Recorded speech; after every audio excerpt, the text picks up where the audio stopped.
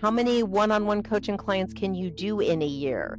I basically built the community out of what they told me. I was totally terrified to do that. It was making plenty of money. I bought a 5-bedroom house on Lake Washington in Seattle, and I was like, oh, paid community. I love paid community. I am on the same journey as my members. One of the other things that's great about paid community is it keeps earning money for you while you're not there. That is kind of part of my USP, is that I've been doing this since kind of the stone age of community. Hello, hello, hello. Yet another episode of C2C, Coach to Coach Central, where I have raw and honest conversations about building a coaching, consulting, solopreneurship business. And I have a great guest today, as always, Carol. Carol, welcome to the show. Thanks for having me, Lydia. Right. And we're going to talk today about communities. And I'm very interested. I was looking forward to this conversation because I'm kind of selfishly wanna ask a couple of questions. And I think, folks will benefit from listening to this because many coaches stuck in this one-on-one relationship, right? And building a community is a great alternative, or so I think. Absolutely.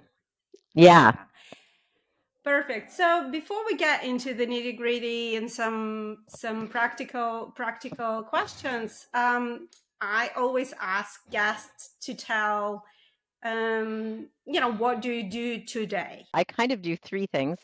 Um, I run Community Growth Academy on Skool, which helps other community builders to launch and uses my 12 years of experience on my previous community that I built and sold in 2021 with 1,500 members.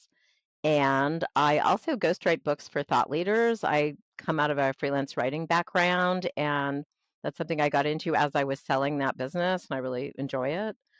And I also manage our money because we sold our house.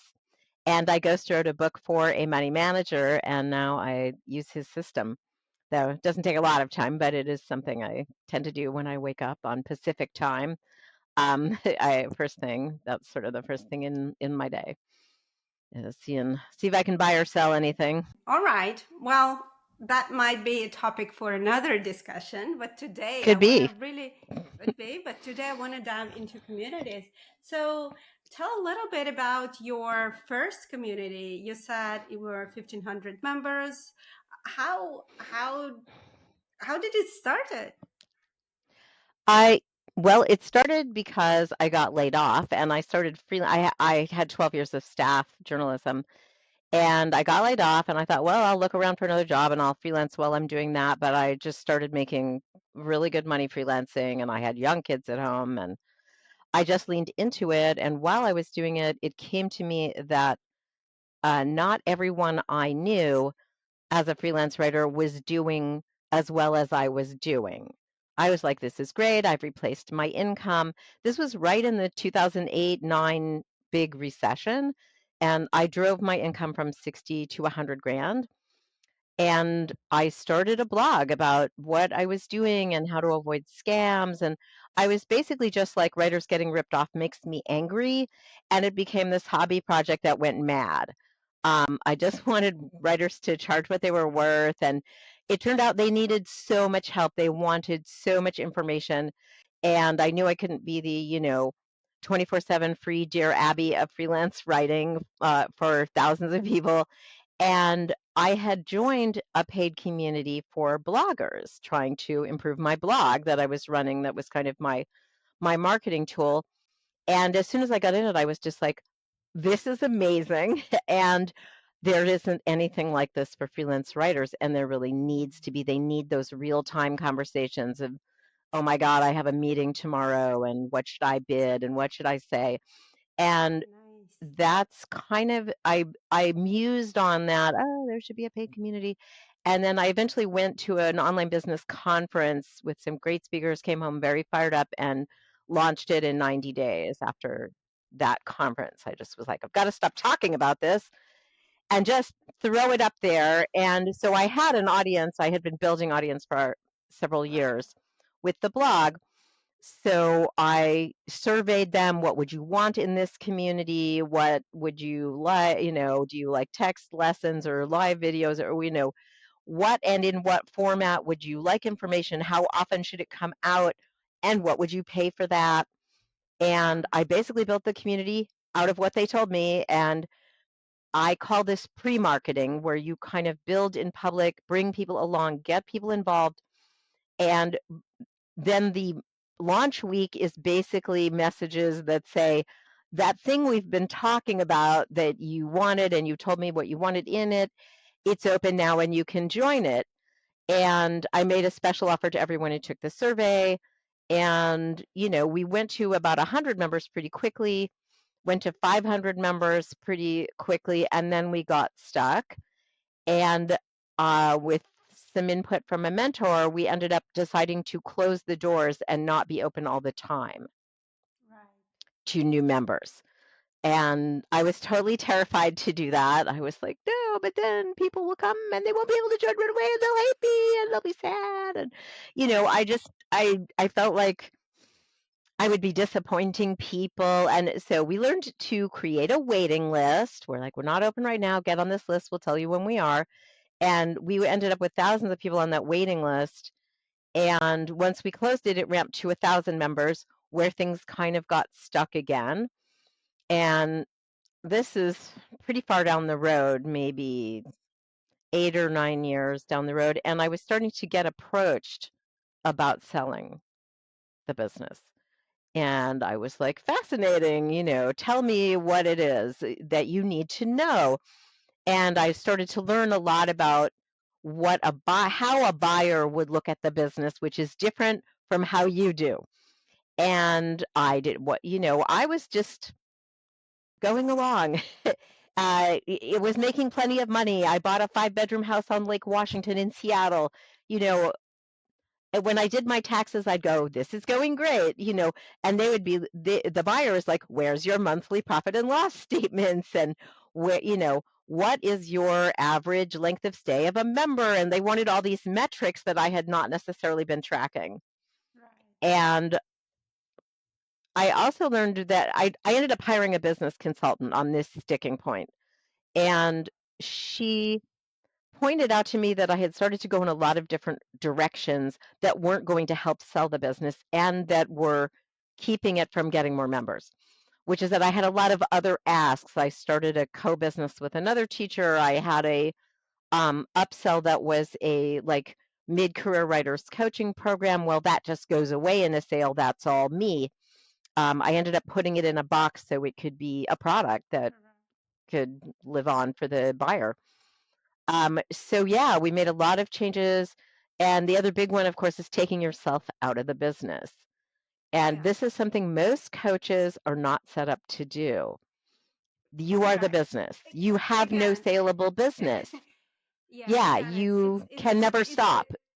it's a huge it's very important. I'm not saying, it's a very important and huge topic. So again, let's save that topic Yeah, for it's a another big topic. So for another I had day. covered So M&A as a business. I had covered mergers and acquisitions as a business reporter, and I knew I should be building a saleable asset out of it. sure. Okay. So fast forward, now you Hmm. have another community, a new community. Tell us a little bit, a Yeah. couple of words, what it is, who it is for. Yeah. What happened was a mentor of mine was like, "You should do another business." And I was like, "Well, I can't do another business because I signed a non-compete and freelance writing is all I know about. That is what I know." And he was like, "Really?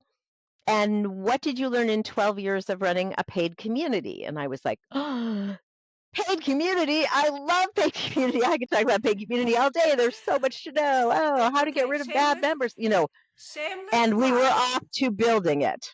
Yeah, shameless plug. That's why, Yeah. guys, you need a business coach, business mentor, business consultant, because we all have blind spots. And right now, you just seen one.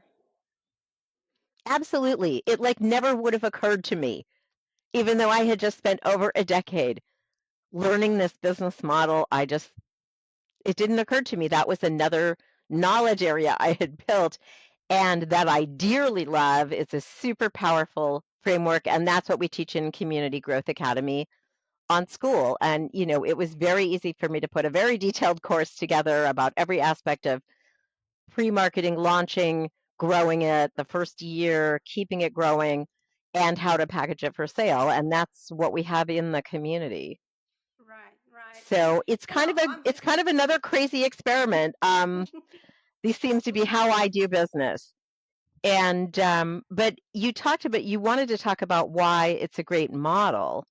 exactly. And I wanted to circle back to that because much like now, back when I first got into coaching, and I did one-to-one coaching and did small group coaching before I founded my writer community for writers.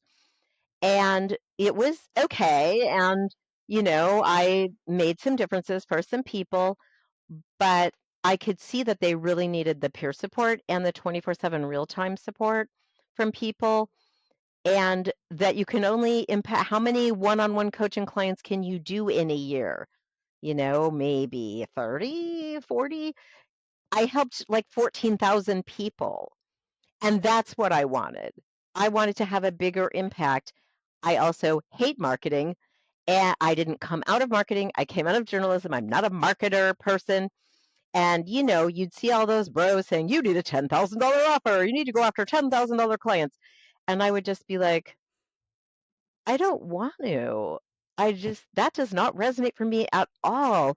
And I know that would be so much marketing work to Right. sell a $10,000 thing, where mine was $25 a month, no obligation, leave anytime. Guess how much less marketing you can do for that, Right, you but know?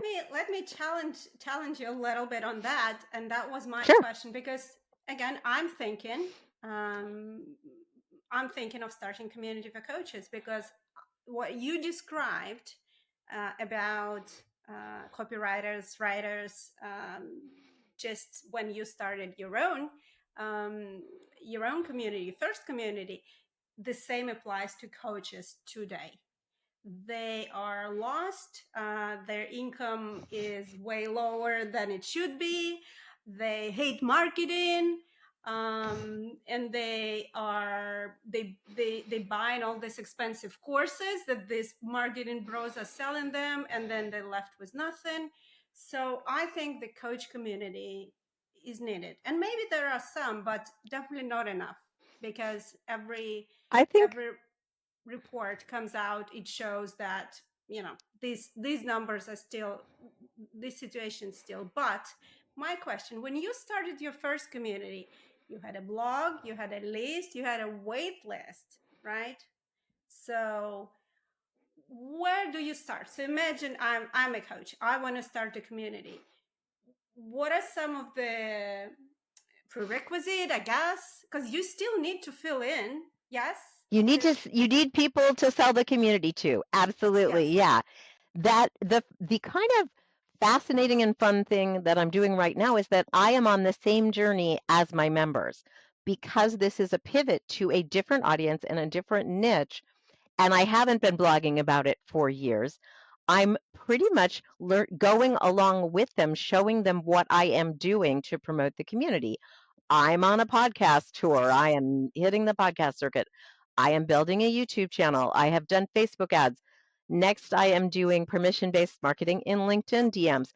Whatever your flavor of marketing is that you like, maybe you have a Facebook group you've been running for free and you've got thousands of people in there. Actually, one of our members who've already launched and has 150K a year income off his community, that was his situation. He had a free Facebook group, and I actually ghost wrote his book, so he hit both of my work activities.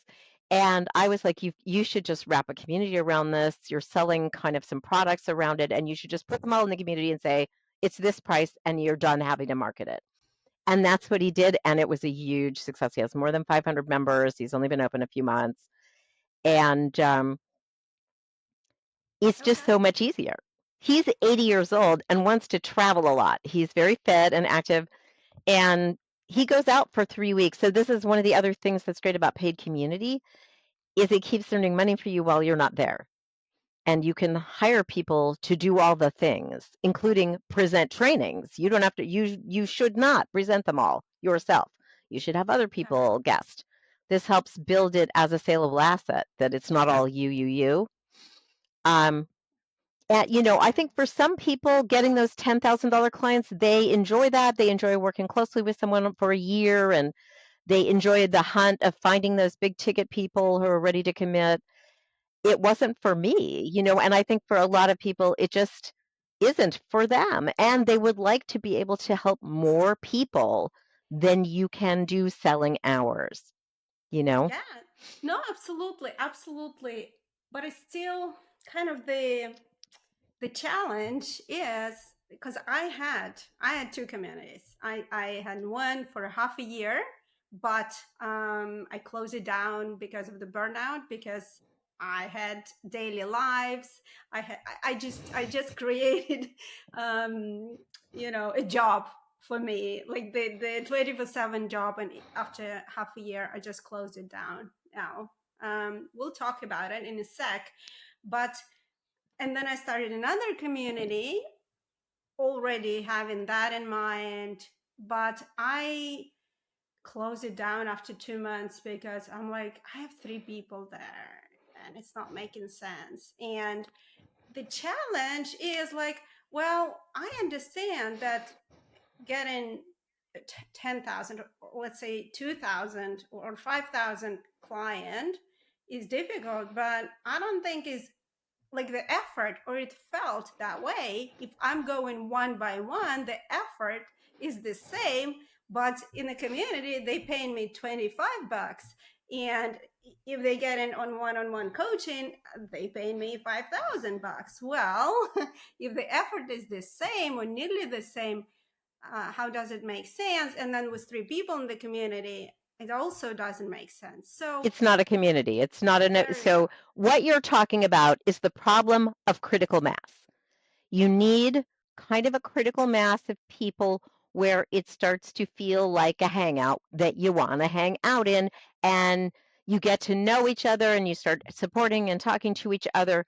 It's kind of almost an alchemical thing, and you don't know how many people you need to make that happen. I always was saying 100 is where it starts to be enough, but I have like 36 in the beta of Community Growth Academy, and we're kind of hopping. We're moving up the rankings in Skool's discovery tool of like what are the active communities. I think I started around 4,400 when I started noticing the rankings, and now we're at 3,000. So we're going up the rankings because we're an active community. There's a lot of things to do to drive engagement in the community and foster that feeling, but you kind of, yeah, want a, a few dozen bodies to come in the door right away and warm up the room. And you can do that in a number of ways. Like I said, on my first one, I gave discounts to people who took my survey and helped shape the community. That helped get people in. There's usually like an opening offer that's like only the people who join launch week are getting this deal, and that tends to compel some folks in the door. But yeah, it's an audience. We're building in CGA, we're building an audience building jetpack. We're creating a marketing pack of strategies and how to do them. Because what I thought I was going to get was coaches who've been doing it for years and they're kind of burning out on the one on one and they want to leverage their time better. And they would already have a deep bench, a big list. And that's not what's been happening. Almost everyone I have has needed to build audience ahead of their launch. So we're very focused on that right now. And I so recommend being serious about that and doing it and not launching till you're ready. I have seen too many communities like you just described where someone goes off and builds a community in a vacuum and then they try and open it and they don't really have a list. And yeah, it doesn't gel. And the thing is, if you can get it to gel, then you can get it to scale. And the scalability of community is another big reason you're in it, is because it doesn't take more of your time or energy to serve 1,000 members than it does to serve 3. So you want to drive those numbers up at least somewhat. I'm actually weirdly feeling like I may want to limit this community to 100. I may just only Mm, want, because I'm really wanting to work very, it's pretty high touch so far, and okay. I'm happy to do that and stuff. But, I'm in a scenario where I'm not trying to make $1 million a year off of it. I've kind of done that already. And I think of myself as sort of semi kind of retired I kind of flunked retirement, but I travel a lot. I'm trying to not work as hard. The thing Right. about paid community is as you scale, you can get help for free. Because you can trade free membership for tasks you need Mm, done in the community. So that was a big thing at my first community. Almost everyone who ended up in a paid role started in a free trade out. So moderators who would ask questions and answer questions and steer people to resources nice. and who aren't you. Um, and I have someone now in CGA doing the newsletter that we do every week in exchange for membership. So once you have the membership open and it's kind of the wheels are kind of turning, you have something that's highly valuable to members, but essentially costs you nothing to give them. I mean, you're giving up that one membership income. But in the great scheme, it's not a lot to you, but the value of the community to them, hopefully, is very large. It's a place where they have found their tribe that they can't find in their town. People don't get what they're doing, and they don't want to Yeah. leave. No, They want 100%. to be in the community. Yeah, no, 100%. It's a great strategy. And also, Yeah, especially in the beginning, if you need a bit more members, it also helps to increase numbers. I love it. So I want to go back to the question again. My first community I closed down because I completely burnt out because it was just too much work. So it's a big problem. you already mentioned a The couple of yeah, strategies that should be employed to avoid this. One, get help, like you mentioned, those people who can moderate, who can help with newsletter and all the hmm administrative stuff. I love this. Secondly, you mentioned the guest speakers or the teachers and the others. So this is another way. Other things that coaches, consultants, or community builders need to keep in mind in order to prevent this suck all of the the time time suck. and Yes. energy. So here's one reason I sold is that I actually had difficulty detaching. I just cared about my 1,500 children so much. And I wanted them Yeah, all to be so successful. Yeah, yeah. it's hard to detach, but you need to for the health of the community. If you are the first person to answer every question, a lot of people will not answer after the leader, after the founder. If you come in right away and say, "Oh, you did a great job on this worksheet, blah blah blah. Here's my feedback." It's done. No one else is going to chime in because they're like, well, the great and powerful Oz has already spoken here. They're not going to feel empowered. And I actually did a YouTube video about this recently that one of the ways to build community is don't answer. Don't be in there Okay. all the time. Don't be checking 10 times a day of what's happening. You have to give the community a chance to support each other, or it doesn't get that community vibe. It is you doing a ton of cheap one-to-one coaching, and that's not what you want. That's not why you're doing paid community. Yeah, then you want to go after the $10,000 clients. That's where we're at, you know? Um, you have to foster that community vibe. That's one of the reasons I love getting a moderator who's not me to come ask questions or say, oh, I think so and so might know about this, or our other secret sauce was accountability buddies. So about Chevruta learning, about learning in pairs is very powerful, I and love it. we would really try and get everybody to find a buddy. And this year we went to Europe, And I met with 3 different members from that original community, and some of them told me they still have the same accountability buddy in their business, even though their Wow. business isn't even freelance writing anymore. They've evolved, they're doing something else. They make This is what you want, is to foster those really lasting friendships within the Mm, community where people are just like grateful to you forever. And of course, once you start to get a few initial wins where people get a result, whatever the result is you're trying to give them, um, you start getting testimonials and they start talking about the community and they affiliates sell the community and also become a marketing engine. right. And one of the reasons I love being on Skool is that Skool is a discovery engine. And some of the big guys say they're getting 30 to 40% of their members through Skool, just through people browsing Skool. It's sort of like YouTube. People go on and search for topics. People go on Skool and search for things they want to learn about. And so if Yeah. you're on one of the big, Circle, Kajabi, Skool type platforms, that's also amazing, and that's why it's an amazing time to do paid community, because when I did the first time, we hand built everything. Yeah.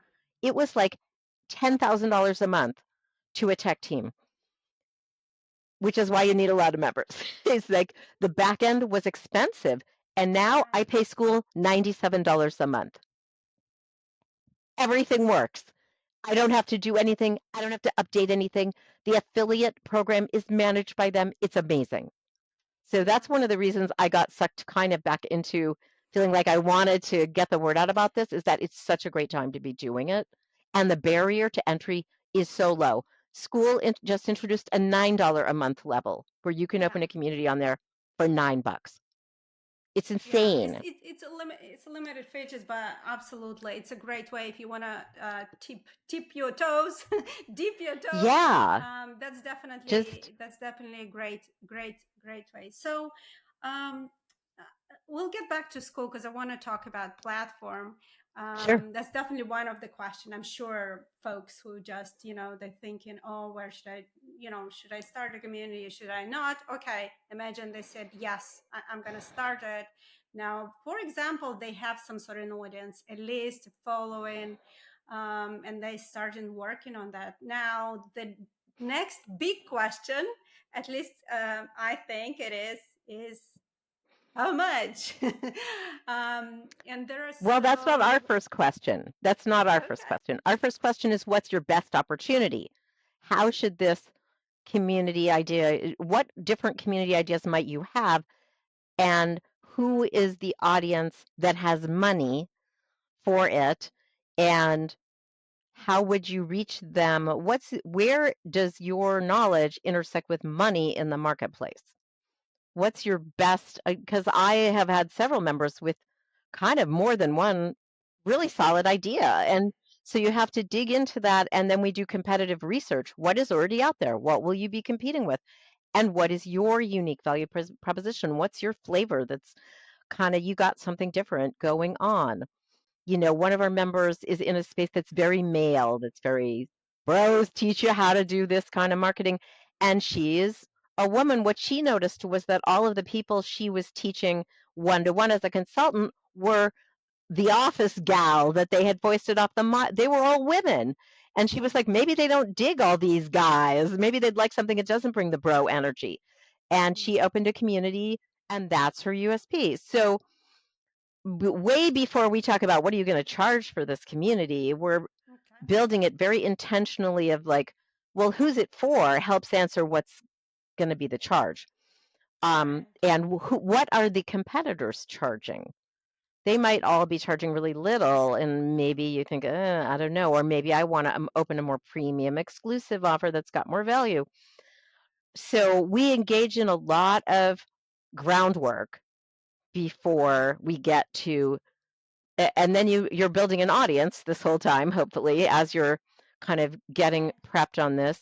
And then you have people to survey, and you ask them what they would pay. It's not a guessing game, to me. I did go one notch up of what people told me they would pay because I knew it wouldn't math out. So my big tip is don't put a price on your survey that's a price lower than you're willing to do. That was my mistake. Um, Okay. yeah, the bottom price should be the lowest you're willing to go. But it's like, yeah, should it be 25? Should it be 40? Should it be 90? What would you Yeah. pay for this? And you look at the stats. We make very data-based, data-driven decisions Mhm.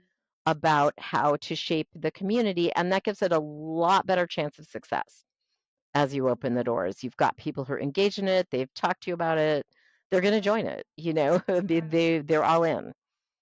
Yeah. No, I love it. I love it. I agree. I mean, wouldn't you do that when you launch a new product or service? Yeah. I mean, if you're doing it right, that's what Well, you too would few do. people do. Too few people actually do that. There's a whole lot of building in a vacuum. And I feel like the internet is full of courses that are everyone's telling you, oh, you just throw a course on the internet and then you're rich. And all these courses are running on autopilot where students can't ask any questions, have no Yeah. peer interaction. And what I've learned is the peer support, the knowing that someone else is on this journey with you, not the coach is up here and you're down here, I'm a newbie, but that there's also all these other people on this journey having your struggles. That's what makes them keep going. That's what makes it successful, you know? Yeah, absolutely. And also knowing, like you rightly said, knowing your client. So I joined, I kind of because I'm thinking and I'm kind of planning my own. Um, I've joined a number of communities over the last few years, and they're very different, not only with the pricing, but the way they're organized. For example, and I'm just curious to learn what you think. So I joined one where it's like it's not very expensive, and there is no chat, no interaction in between sessions.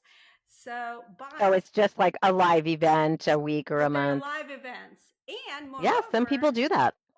on live events, the recording are only available for the next 9 days and then they disappear. So there is no library even. Mm. There you Well, go. that's a No mistake in my world. That's a big uh, mistake in my world. But I but mean, maybe she that's still where it got the goes to. recordings. Yeah, but that goes back to knowing who you're serving, and basically the logic behind it is often people join a community. There is the library of 1,000 recordings. People get overwhelmed.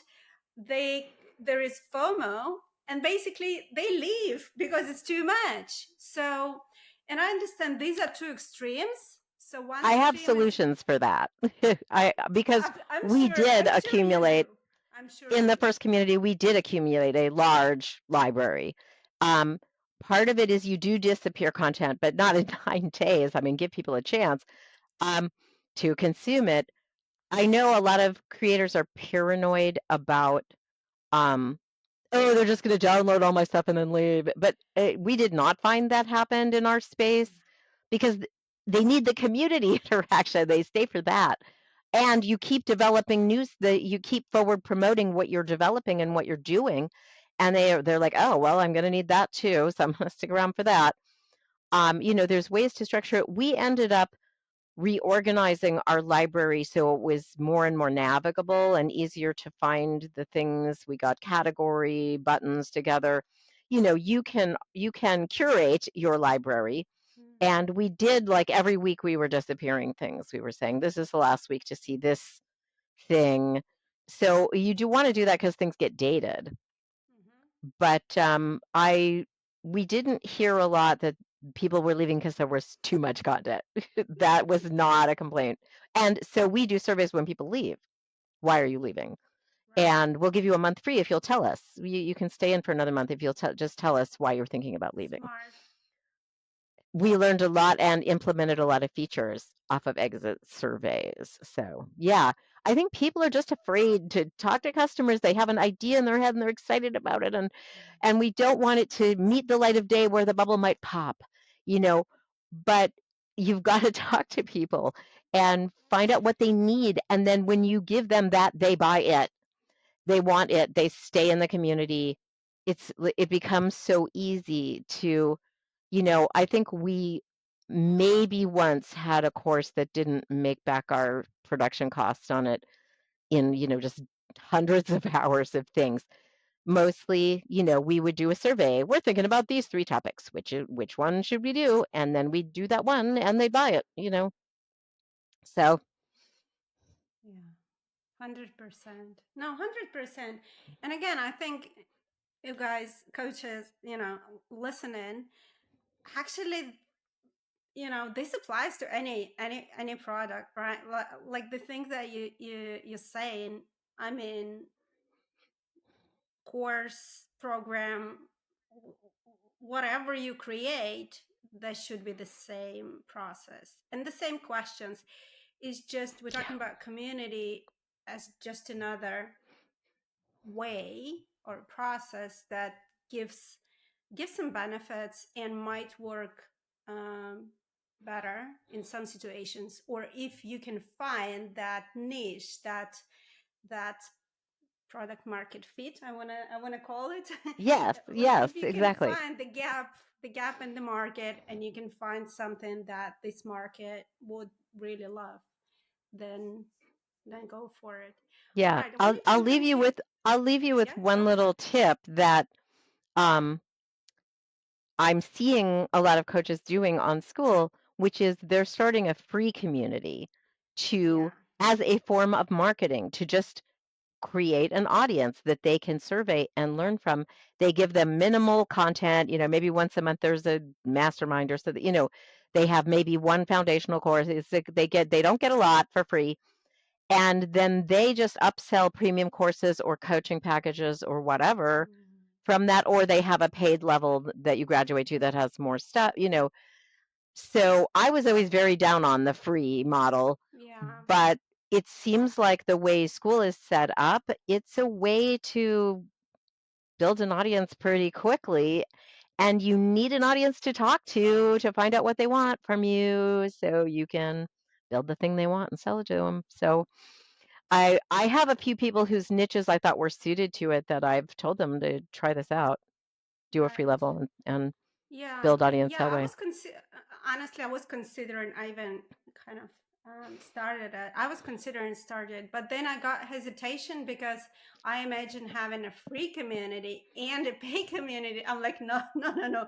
I've already made a mistake creating too much work for me. Well, So, remember that the free community doesn't get much. You don't do much for them and you don't get much. And they talk amongst themselves and you don't mm, come moderate that a lot. And right. you get minimal stuff. You get a taste of who is this founder, what could I learn from them.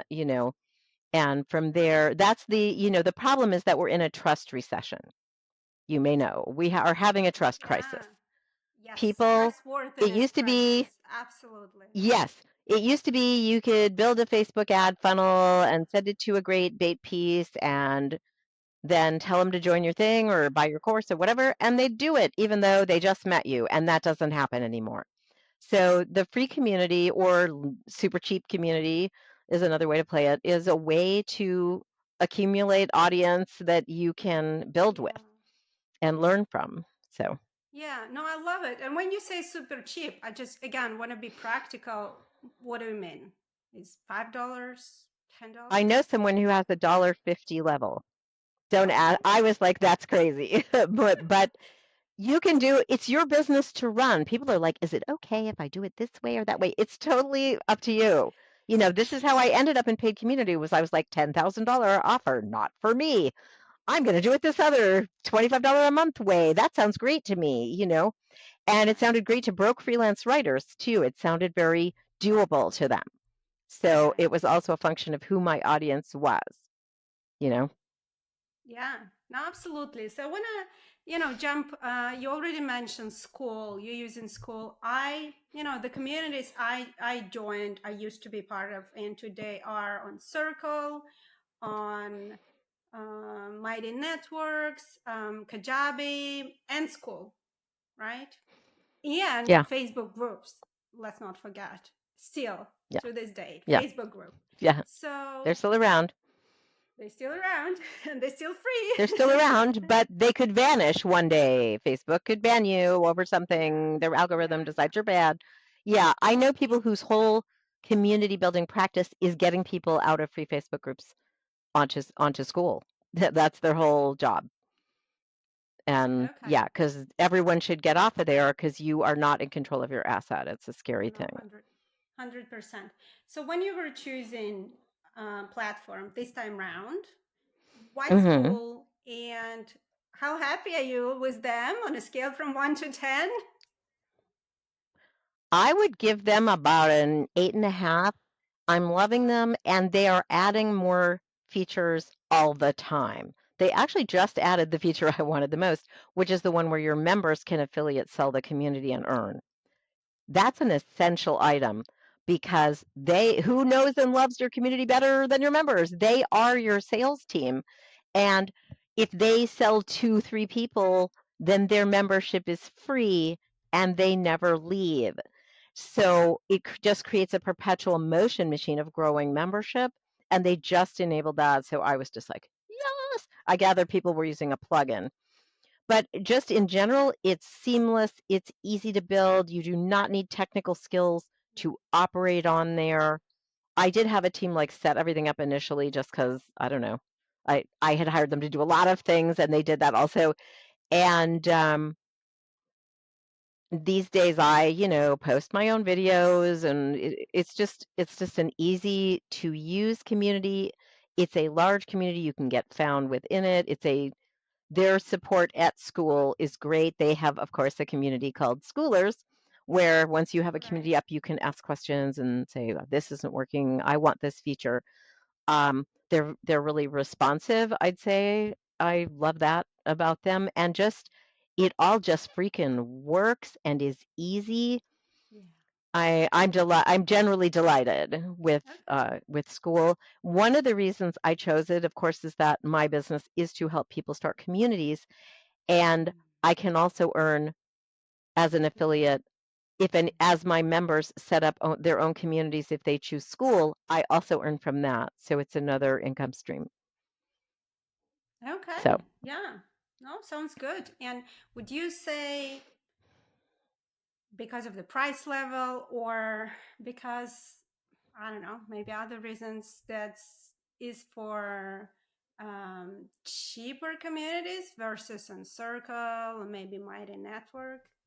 no, Do you think there's all so kinds of or no? price points on Skool. There's expensive ones, Okay. there's free ones, there's every kind. Okay. Okay. Super cool.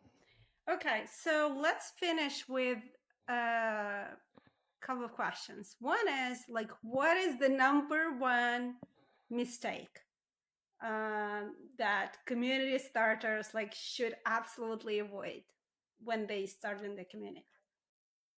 Building in a vacuum. Just, oh, I know, I'll open a community. Just, you aren't asking people, do you want a community from me? If so, what would be in it? What is the initial content that you would need right away that would keep you in? We talk a lot about minimum viable content for launch in CGA. And yeah, there's just a lot of sad stories of people who go off. And I actually yesterday in the community had someone say, I said, I don't know that this bait piece is going to be that attractive. The idea that she had for her like thing, her marketing thing, free thing that was going to get people into her funnel. And she said, well, I'm just going to go with my intuition. And I said, I love you, but don't. Your intuition is not how you build a successful business. You build it by asking people. I've got this thing. Would that be useful to you? Would you take that as a freebie? Is that something you would enjoy? Or what about this other idea or this other one? What would be the best free thing that would be a like must have? You're just totally going to download it thing. You want to just keep talking to prospective members about what you're doing because it makes them want to join and you find out what to deliver. And you will just save yourself so much time and wasted effort. Yeah. No, okay, totally makes sense. Okay, and then my next question was, or the last question was, what is one thing they absolutely should do? And I can answer that. They should absolutely join Carol, your community. definitely don't try and figure out paid community by yourself. I mean, I'm not the only provider out there, but if you'd like someone who's very hands-on, um, and I'm doing a one-on-one onboarding call with every new member right now.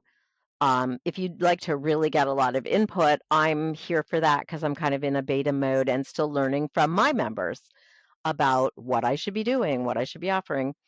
And I don't meet a lot of other people in this space who have as many years of experience at this as I do. I'd say that is kind of part of my USP is that I've been doing this since kind of the stone age of community before these platforms. Yeah, and I think, just add into that. And yes, I am interested because I will provide you the affiliate link below. But I'm inviting you to join right now while it's very kind of tight group, and you do get a lot of personalized support from Carol. So if you are deciding to do it now before 100 people or Yeah, the door closes. yeah. I'm feeling like I could do a 100% cohort, and then if it dipped down, I'd let a few more people in. Maybe that might be how it rolls, and I just put the price up. Yeah, the price is going to go up. Is another reason to join now. So a lot of people Yeah, do lower rates when they're ramping. So something to know. yeah, absolutely.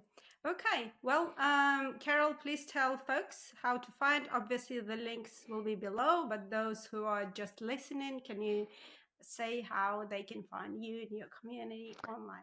Yeah, hopefully you will have a link to my free case study, which is all in great detail how I built my original community freelance writer's den and sold it. And you can find us on Skool by searching for Community Growth Academy. We're on there. And we're also at communitygrowth.school, spelled the regular way, SCHOOL. If you want a long kind of page that talks through everything we have for you. Perfect, So perfect. that's Well, the stuff I have for you. thank you so much. It was a pleasure. My pleasure. Obviously, I have so many more questions, but I'm gonna go and get the answers Yeah, inside you the know where to ask community. them. I Yeah, come ask them in CGA. All absolutely. right, Well, thank this you so has been much. so fun. Yeah, and I'm sure we'll talk again.